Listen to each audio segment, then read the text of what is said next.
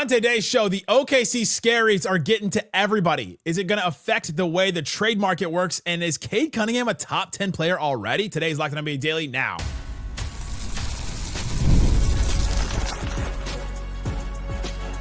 You are Locked On NBA, your daily NBA podcast.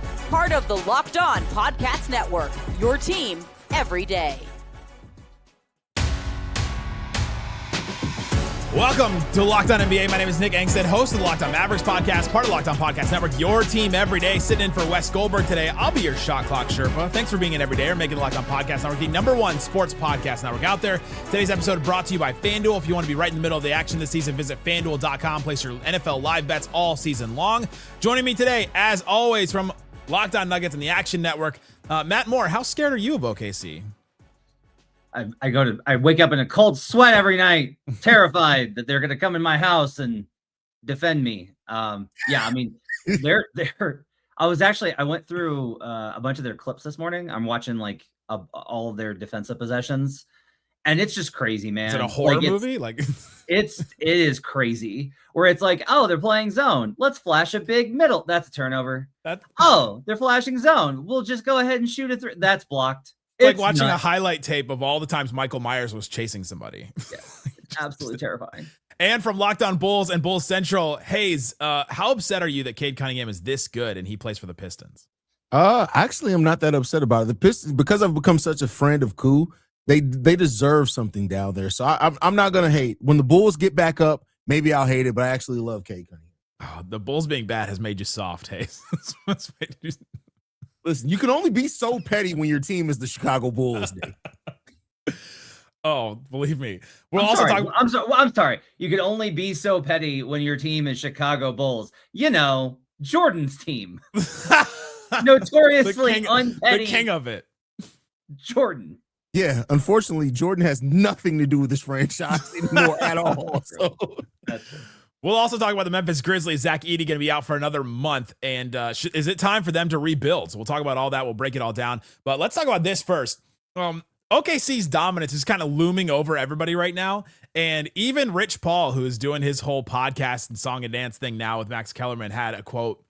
He said, I don't think the Lakers have enough to even get to the Western Conference Finals. He talked about their style of play will be easy to defend when you get into the playoffs. But just listening to anybody on this network talk about contending and talk about the playoffs or anything, OKC is looming over everything. Let's hear from Locked On Lakers on how do they think they can contend even with OKC looming the way that they are.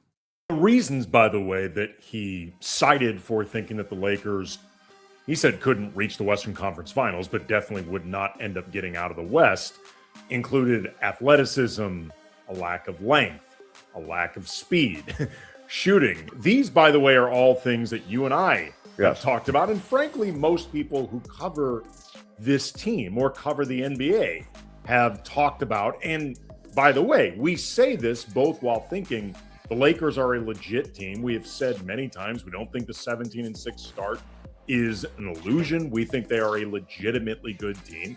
They will have, I think, as good of a puncher's chance as anybody to try to upset the Thunder in terms of the teams that you would lump in, probably Denver, Houston, maybe San Antonio, maybe the Wolves. Like, as far as the teams that would have the puncher's chance against Oklahoma City, the problem is Oklahoma City, they throw really, really good punches themselves, and you need to have more than a puncher's chance if you want to believe in them. Matt Moore, is a puncher's chance good enough for any of these teams to convince themselves to make any big moves to go after OKC? Yeah. Look, I think you can't, because you have to have a realistic thing here. And this is where there's getting to be this conversation about should teams just start avoiding should you give up basically? And the answer is no, stop it. Come on. This is sports. You compete, you get paid to compete. You can't just take your ball and go home every time a team is really good. Because everyone thought that it was over with 2016 Warriors and they did not win. Now it was over with 2017, 2018 Warriors, and probably should have been over the 2019 if KD and Clay don't get hurt. But you still have to be able to make a shot at this. And I think the idea is can you get yourself within range of OKC? And they'll be better this year because of the experience that they had last year in the playoffs. So it may not, you may have to be even better, but like the Nuggets, quite honestly, last year were not good. Like I covered that team from start to finish and they were miserable and they couldn't defend and everyone was exhausted and it was like not a good team. And they went 7 with them. They went 7 with that team. So, the Pacers went on an insane run and they were a 5 seed. Like there are opportunities here, but you do have to kind of talk yourself into, do you have the kind of answers for OKC? Because one of the things that we've seen is just like, look, man, if on either side of the floor, you don't have any answers, they're going to run you out the building. They're not going to have an off night. That's not happening. So you better be able to be within range of them and have a formula and options to solve problems to get you there. But I think the Lakers are a team that can get there. It's just going to take a huge transformation between now and the end of the season. So basically they can get there, but not in their current state. So you're not sure about this current Lakers team. Right. Okay. That's fair. And I think that's fair. And I think the Lakers have even left themselves open a little bit to that to make sure that, if they need to make moves or whatever else, and we'll see if they end up making a big splash or not. Like this Lakers team is good. And I'll give them credit. They're better than I was expecting them to be coming into this season. I don't see a world in which they can make the right move to compete with the Thunder this season. But we knew it's not just about this season for the Lakers. It's never just about this season for the Los Angeles Lakers. Like they still have plans for next offseason, and I think the season after that as well, as they continue to build around Luka and transform that team some. So, however close they can get, great. But their whole goal, I think, this year is to see what they can do. I mean, they've made improvements, and then they'll get even better in the offseason and take another go at it next year. Do we agree that this statement from Rich Paul is him trying to get the Lakers to make some kind of move like that? That's how the Kamenetskis sort of took that one. Yeah, I mean, this has been really messy. I think it's been way messier than people realize. The podcast or the comment, what he said? The tension between Klutch and the Lakers. Like since really that, like they win the title, they come back the next season with what was probably a better team, but they get hit with COVID. Gasol's out. And Anthony Davis wants Andre Drummond. So they whine and plead at Lakers management and ownership, and they go out and they get Drummond, and that doesn't work. And so then Klutch turns around and is like, you need to get better players, even though that team was probably good enough if you just kept it together to run it back and be pretty good outside of the COVID stuff. All right. So that they reshape it. Then we need a third star. So they go get Russell Westbrook. And then Klutch hates him. Like blames Russ for everything and blames Lakers management for making the move that Klutch reportedly wanted in getting Russ. And since then, like it's been tense. And now you have the situation where like the Lakers traded AD in the middle of the night and did not consult with Klutch beforehand, which is what Klutch expects. Where did they trade him to? And so now like there's this whole kind of ongoing, it's the power balance has been settled because once they traded for Luka, Klutch lost.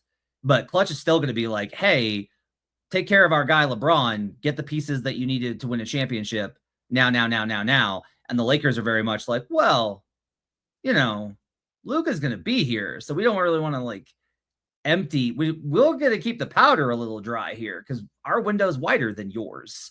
And that I think is a source of a lot of the tension.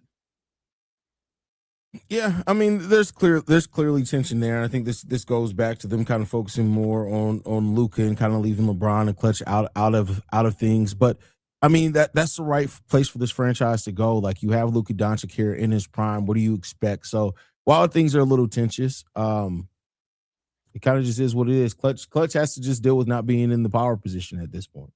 If you're another one of these teams, the Rockets, the Nuggets, the teams that do have a puncher's chance, are you too scared of OKC right now to make a move, or are you like, all right, we've got to load up. Let's at least try to get these guys. You have to try. You always have to try. Like regardless of if you think it makes you clear, like to be able to beat OKC, that's not going to happen. You still have to make every attempt to improve your team, every opportunity that you get. So they may be a little gun shy, but they shouldn't be. One of the things so here's kind of a question, right? Is okay. What they want to do is they want to make a move where it's like it improves your chance over the next 4 years. You get another star, and over the next 4 years, your odds are closer. So if OKC is worse and you are better, and you have one of those years where everything goes right, maybe you get past them versus this year when it's like everything is going right for OKC and we're just kind of like, okay. The problem, I think, is that it discounts the other side of this, which is you just may not be as good next year. Like, good teams have bad seasons, and we overreact to that a lot. Like, it causes absolute mayhem when that happens. But like, good teams have bad seasons, and bad teams have good seasons, like the 2024 Mavericks. So you have these situations where you can, like, you need to be able to balance the long-term play, but you can't always be like, well, maybe next year, because next year may not come for you.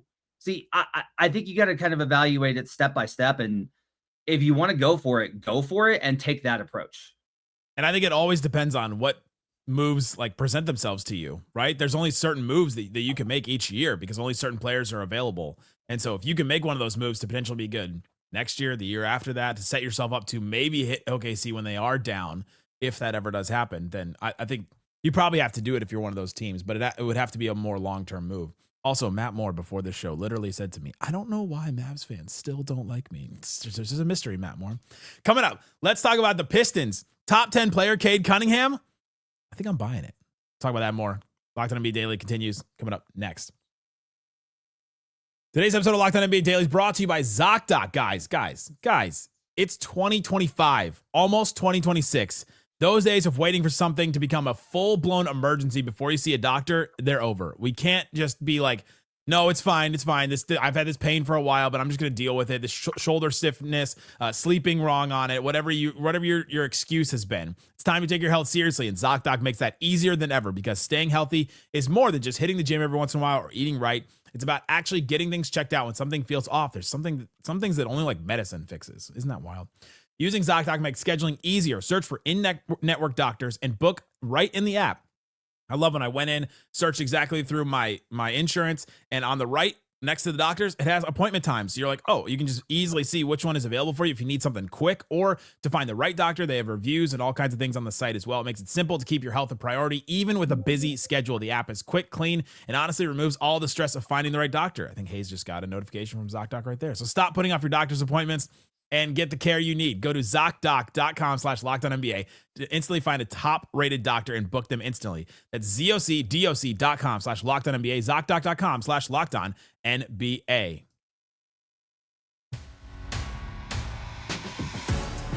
Thanks for hanging out with us on Locked On NBA Daily. Being an everyday or listening every day, we have a daily show that covers your favorite team. Check the link in the description to find that show. Locked On Lakers, Locked On Nuggets, Locked On Bulls, all those great ones. And you can also be part of the Everydayer Club. You can get ad-free episodes of all those shows. Be part of the Everydayer, subscribe to that. You also get added to the Discord where we talk about NBA games, talk about NBA trades, all kinds of stuff in that Discord. So join that. Link in the description as well for that. All right, gentlemen, we're talking about the Detroit Pistons having a great season. Number one in the East, still hanging out up there. And Cade Cunningham has been absolutely awesome. And is he a top 10 player? Should he be an all NBA first team player, which actually would make him top 5? Cade Cunningham, Kuka Hill thinks that is true right now. I think he's having a career season, and I think he's going, if the Pistons remain top seed, he'll be a first team all NBA guy. I think he's going to be in those conversations. He's doing everything you want your superstar to do. So overall, I think this has been a tremendous start to the season. Overall, you don't want to nitpick too much because I think it has been an absolutely fantastic start. However, I do think the 3-point shooting needs to be discussed because I said, I think it does change how you should think about constructing the team because a lot of the 3-point talk, the spacing of this team, the math problem, for what you will, a lot of it's been. I mean, I've argued on the podcast like, oh, you can get away with it because you kind of have to assume Cade's going to be, having his own gravity from 3. He's going to get a certain level of 3s up himself. The pull-ups are there, though. The pull-ups are there. The pull-ups are there. He's hitting more. And that's really what we're talking about when we talk about his own sort of gravity out the ball. Right. But at the end of the day, he's going to contribute a lot of that volume, at least in my head when I talk about constructing this team. Like, okay, Cade will get up a decent amount of 3s and he'll shoot them well enough to where maybe you don't need as much shooting around because he will contribute to it as well. You can get away with it. If he's going to shoot 30% from deep, and I don't think he'll stay at 30%, but at the end of the day, I think you've seen enough sample size to say he's an inconsistent 3-point shooter, and you don't know where he's ever going. You don't know where he's going to be night to night. Does that change how you think you would construct a team if you believe he's going to be this inconsistent of a 3-point shooter? Let's start with that first part first. Do you believe that Cade Cunningham is top 10 or even a top 5, like a first-team All-NBA player, Haize?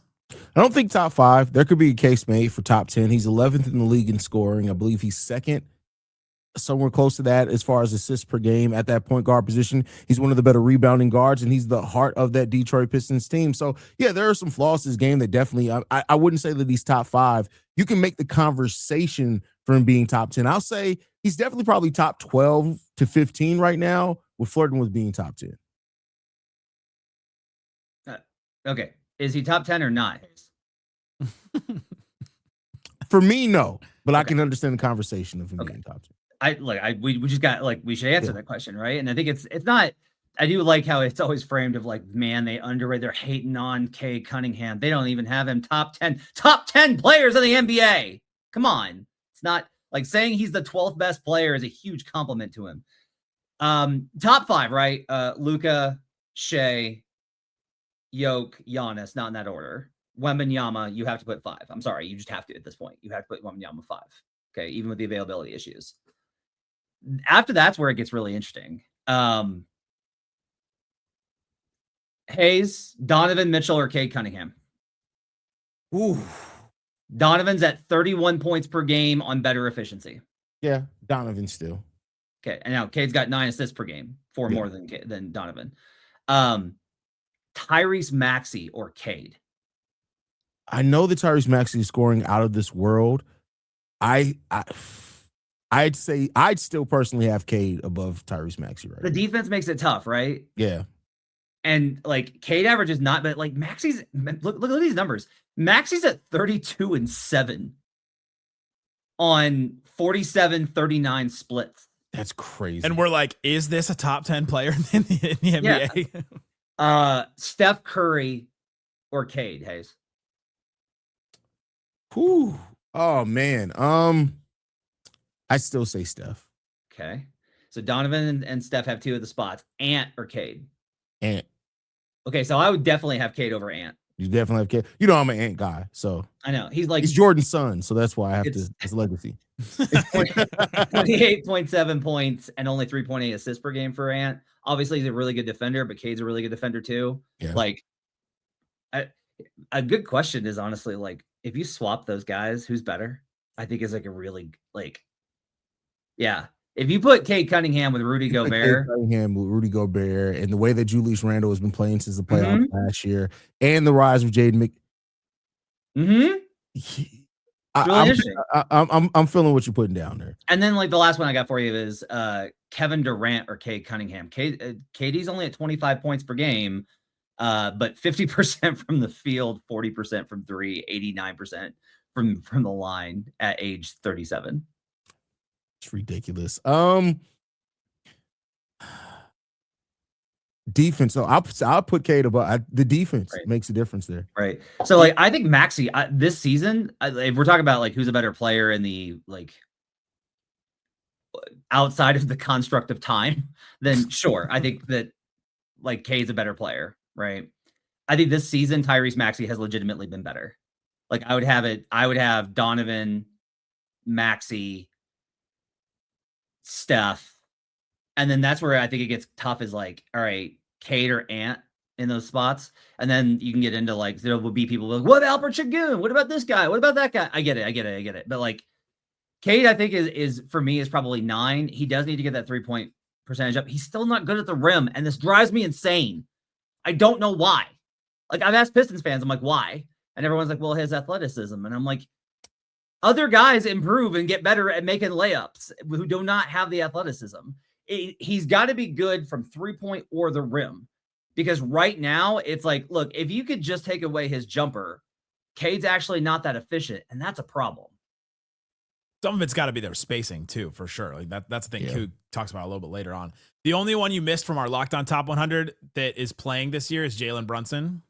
He came in at 9. He came at 8 in our top 100. I'm a little out on Jalen Brunson. A little bit out. He was amazing the other night, but like dribble, foul bait. Matt can vouch for me on this one. I have been a huge Jalen Brunson guy. I think even when we did our picks of players that could surprise and win MVP, I did pick Brunson. But to me, Cade's a more complete player right now. Then obviously Tatum and Tyrese Halliburton were the other two in the top 15 that were ahead of Cade, because Cade came in 15 in our top 100. And then number 14 was Anthony. Was who? Anthony Say louder. It was Anthony Davis. Oh, okay. Not anywhere close. The idea of Anthony Davis is really good. I mean, Anthony Davis is top 10, but yeah, the he's idea great is not, when he's on the court. The problem is like he's never healthy. That should be his nickname, is the great idea. It's like it's a really good idea. hey, We have the concept of a good player. still the only player to have a NBA championship, a college championship, a World Cup medal, and a Olympic medal. That's great. Cool. None of them won on the Mavericks. Neat. Coming up, the Memphis Grizzlies are dealing with their own kind of idealized team. We don't know what they are yet because we haven't seen this team all healthy. Zach Edey's going to be out again. Is it time for them to start rebuilding? We'll talk about that and hear from Joel Mullinax from Locked On Grizzlies coming up next. Locked On NBA Daily continues. Today's episode of Locked On NBA Daily brought to you by Quo. New year, new me, new systems. And this is the time when a lot of us look at the messier parts of running a business and think that there's got to be a better way to do this. Like Matt Moore looks at Cade Cunningham finishing at the rims, and there's got to be a better way for him to finish at the rim. And we've got to figure out a better way to do business as well. That's why Quo, Quo, is going to help you find out a smarter way to run your business and communications. If you're ready to make your workday smoother and keep customers connected without the headaches, Quo makes upgrading your setup easier than ever. It's a streamlined system that makes a big difference when communicating with your customers. You can have calls, texts, and voicemails all in one clean view to help everything stay organized and helps you stay responsive, because you don't want to miss any kind of calls. Because I know I was recently looking for a plumber and I called the first one. They didn't answer. So I called a different plumber because that first one didn't answer me. It's a very surprisingly easy way that you can make it work from your phone or computer. Keep your existing number, add teammates in minutes. Make this year where there's no opportunity, no customer. Make this year the year where there's no opportunity, no customer slipping away from you. Try Quo for free plus 20% off your first 6 months when you go to quo.com/LockedOnNBA. QUO, quo.com/LockedOnNBA. No missed calls, no missed customers. Also brought to you by FanDuel. FanDuel Sportsbook, all kinds of things that you can use to get in on the action, especially during games. Games move fast. You want to bet on stuff as it's happening. You can do that with FanDuel. You can bet on anything as the action unfolds. Right now, going tonight, one of the games is Chicago Bulls versus the Hornets. Bulls are a 3-point favorite on the road against theirs. So there you go, Haize. At least the Bulls are a favorite in that one. Pistons, who we just talked about, are playing the Hawks. That'll be an interesting one. Pistons, a 7-point favorite in that one. So if you're feeling confident about any of those, go check it out. And if you want to be right in the middle of the action this season, visit FanDuel.com. Place your live NFL bets and NBA bets all season long. FanDuel, the game moves fast, and so can you.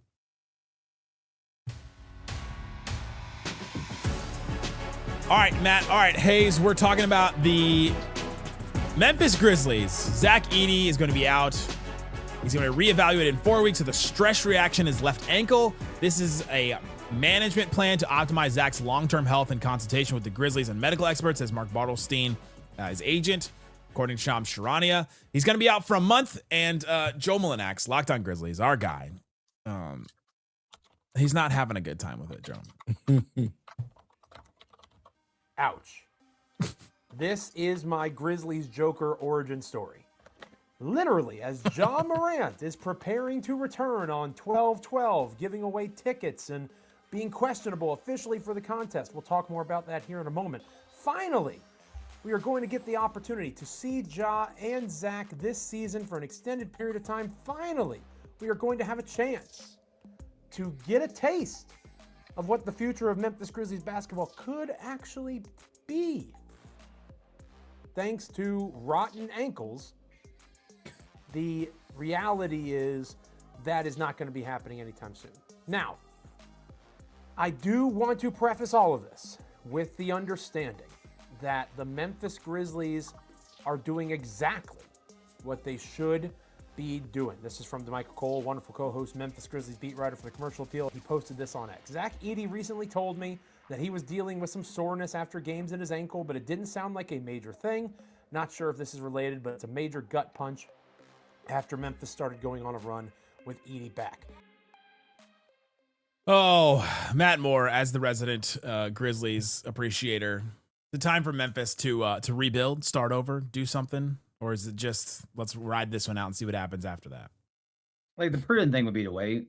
the prudent thing would be to like, hey, we've had some talent, we haven't been able to get it together. Let's wait and be patient, make sure what we see before we do anything drastic. But losing creates urgency, and they're going to lose a lot of games because this coaching staff has made Jaren Jackson Jr. into a terrible player. And if you're like, that's on Jaren Jackson Jr., I'm sorry, but he was an all-star. He's a 2-time all-star, former defensive player of the year, who has been awful this year. And the one change is the coaching staff. I think that as they lose, that's going to have Ja making more and more noise and talking about like he's not going to want to get blamed for that, and he will be. So it's like the pressure is only going to ramp up. Like the way that this ends is Ja gets traded, Jaren gets traded, they rebuild with Zach Edey and Cedric Coward, and maybe that's great, maybe that's awesome. And then what honestly probably happens is Ja struggles wherever he goes, and Jaren, it's like, oh wow, Jaren Jackson Jr. is really good, weird. I feel like I've seen this movie a million times. Haize, there's no good way that this ends. Yeah, I mean, I would say that they just need to just hold tight for now. You don't have to make any decisions quite yet. Like you said, you haven't had your roster healthy. You just traded Desmond Bane. You have one of the what should be the feel good stories in the NBA in Cedric Coward. You drafted him after trading away Desmond Bane, and Cedric Coward looks like he could be really, really good and maybe even be a long-term fit with Ja Morant. But sometimes when it comes to an NBA team, you just lost your moment. And I think that's what happened to the Memphis Grizzlies. You go back 3 years ago, we were talking about the Grizzlies as maybe a team that was going to be in the Western Conference Finals every year, contending every year. And now they just have so much stench on them. And I think through a number of things, Ja's suspension, injuries, everything else, they lost their moment. And so now, they have to be faced with that. Is it time to clear the deck and reset where we can still get some value back in assets for some of these guys? And that may be the best course of action. I would personally just hold tight for now because I think they still do have a lot of talent. I don't know if the coaching scheme fits the talent that they have there, but I do think they have talent on that roster. But it does feel like a move is inevitable to happen within the next year. I love the way you put that, lost their moment. I think that's such an important point of how this goes. And like Nick, I'm not trying to I know that it's like a funny thing to skewer, but this is kind of the same thing that happened with the Mavericks, right? Where Nico might have had his insane idea to trade Luka Doncic before because he's an insane person. But if the Mavericks don't get off to, if Luka doesn't get hurt and they don't if they're not struggling as much as they were to start last season, you can't justify making that kind of trade. If they're on pace for 50 wins, it's a lot harder to talk management into disrupting that by trading Luka Doncic, right? If they're like on pace to be a really great team. And I think that with Luka, they would have been. Like, I think he would have gotten back. They would have gone on a run. Like, I love that Mavericks team build last year. I thought they were really built to be really good last year. But that's kind of what happens is if you lose your moment, there becomes this, when you lose your moment, that's when I think executives start being like looking around and being worried for their jobs. And that's where decisions start coming in where it goes, yee. Because if you're not, this isn't like pointed at Kleiman and Memphis management, but any team in this position, if you're like, well, this didn't work, you got to let me try this new plan that we're going for. It buys you multiple years. Like, this is what Scott Perry's doing with the Kings. Like, Scott Perry this week was an evaluation telling Randy like, yeah, man, it's going to take like 3 to 4 years. We just got to stay the course for this long rebuild. And you keep paying me for 3 to 4 years. So he also said they're trying to build a gritty culture in Sacramento. And I don't know what games I've seen from Sacramento this year where I've seen any kind of grit happening at all. The Grizzlies are 11-13. Like, we talk about this team like they're like a dumpster fire, but they're 11-13, which is not like awful. Edey has played 11 of 24 games. Ja has only played 12 of 24 games. Brandon Clark hasn't played. Ty Jerome hasn't played. Scottie Pippen Jr. hasn't played. They have pieces. They made the Desmond Bane deal to already like move towards a rebuild. Haize, if you're the GM of the Grizzlies, are you doing the rebuild? I mean, it's probably the best course of action. You got 4 first-round picks back for Desmond Bane. And you got young pieces. You got the Edey piece. You got the Cedric Coward piece. Yeah, Edey. You got Cedric Coward. I mean, you sit in a really good spot if you do. You just have to draft really well, continue to stack assets. This is a very deep draft, so you do want to try to maybe make your move this year in this draft. So probably all things considering, yeah. You got to find that what you want to do is actually you want to pull Pacers. You want to trade either Jaren or Ja for your Tyrese Halliburton. You go find somebody who right now is considered lower on in terms of their development curve, and like, oh yeah, he's a really good player, but not considered like a superstar, and you go move your all-star player for that guy. And that's who puts you over the edge by pairing him with Edey and Coward. Or if you keep Jaren, the point guard that makes it work better with Jaren, if you conceivably ever were able to, involve Jaren Jackson Jr. in your offense. So like that to me is kind of how you go about this. But you got to identify those guys. And I don't know who those guys are, because if I did, I would be working for an NBA team. It might be Kobe White, honestly. That might be the guy. Because the fact that the Wolves are shopping around for Kobe White, according to Joe Cowley at least, I thought was interesting. It could be. The Bulls are just so stubborn. Like the last time we were in this situation, and I'll go back to this. Last time the Bulls were in this situation, the New York Knicks offered the Chicago Bulls 2 unprotected first-round picks, a pick swapped, R.J. Barrett, and I believe it was Emmanuel Quickly, and they turned it down to then just turn around and start shopping him less than 8 months later, and they never got another offer as good as that. I just don't trust this Bulls front office strike on a great deal, personally. Which is why they're going to trade for Anthony Davis. Go listen to all our great shows. Links in the description. Go listen to Joe Mullinax and to Michael Cole try to make sense of this Grizzlies team, and be part of the Everydayer Club. Get ad-free episodes of all those great shows. Links in the description for that. Thanks so much for listening to Locked On NBA Daily. Now the music.